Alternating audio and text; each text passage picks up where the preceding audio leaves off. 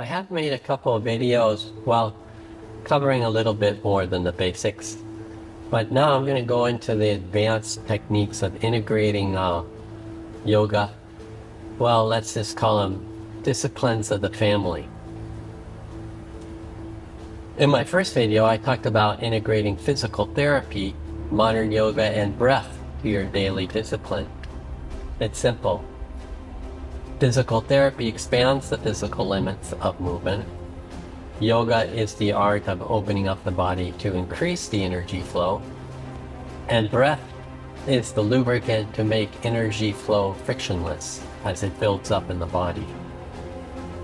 First, establishing a yogic position, take the necessary time to relax into it, exercising a slow, deep rhythm of breathing. This is the key of using all three integrated techniques, which is going to be so much more effective for you. Once you find yourself comfortably in your routine, now you can up your game by making small circular movements in the hips, shoulders, neck, at that full extension point of the yogic position where you begin.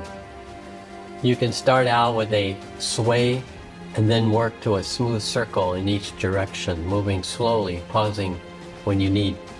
Remember to breathe at this particular point because the tendency is to hold your breath, as the body will most likely demand your full attention at these moments. The body can get stressed so easily depending on what's going on in your life. This technique will definitely help. In a position like this, you would rotate your hips like a child using those hip rings, but in slow motion. This massages the whole lower sacrum area. Did you know that the sacrum is a pump for this cranial fluid that bathes the spine, the spinal cord? It travels all the way up to the brain and back down. The spinal cord is bathed in this fluid. It took me years of therapy to recover from the damage I received in this area. Try lying on your back, pedaling a bicycle. This circular pattern will be very beneficial for people with lower back issues. The idea here is to find different positions to work the whole spine. The shoulders, the neck are hotspots for getting stressed out. You can also use forward and backward movements. However, circular movements will be most popular. This will add a lot more time to your normal routine, but it's well worth it. There is an X factor to it, as you will transition from a single movement to a three-dimensional movements.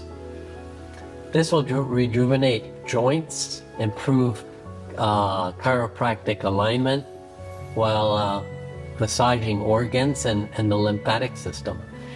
It's more effective than a jacuzzi. However, heat can be nice on a cold, cloudy day.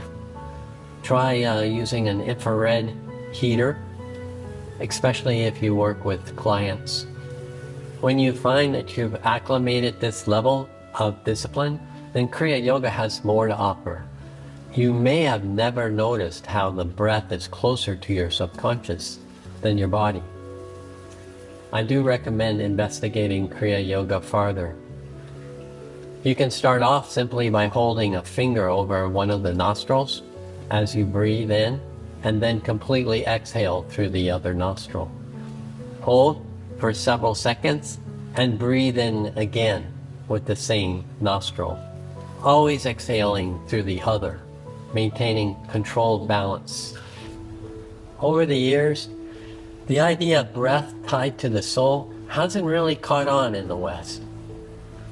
It's no secret, but just a few minutes of practicing this breathing exercise establishes a new baseline of tranquility in the body. All the emotions, which represents a rainbow, would not even exist without the crystal clear sunlight. This beautiful technique passed down from our ancestors puts all the emotions at ease, allowing the soul to energize the body, which is called qi in other parts of the world. Emotional energy comes and goes, but should never overshadow the sunlight of our souls. Emotions in a perfect world are a complement to your personality.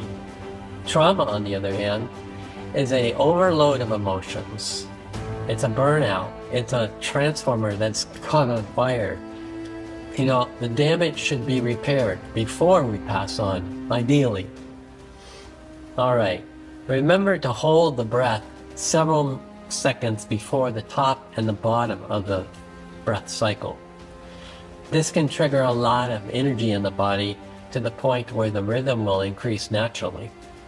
When this happens, it's a good experience. Just let it happen, and then rest back into the slower base pattern of the breathing.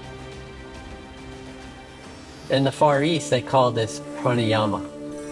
Just a few minutes of this practice will increase the chi in your body 50%. The problem most of us have is not plugging into the energy, but acclimating the energy to maintain that energy.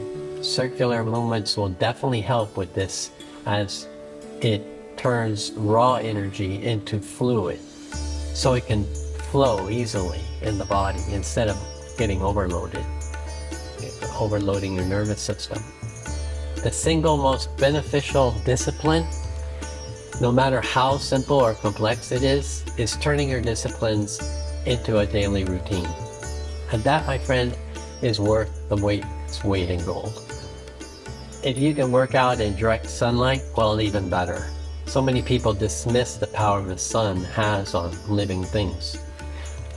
There's always special considerations for people that have back injuries or older people, but I would like to emphasize the importance of just starting out small and then working your way out from there. As the weeks turn into months, you'll never look back. In the future, I do plan to make a part 4, targeting the emotions and virtues. Patanjali, the guy that brought to the world, recorded for the world, the art and science of what we know today as yoga, has quite a bit more to offer. And hopefully I can bring that to you.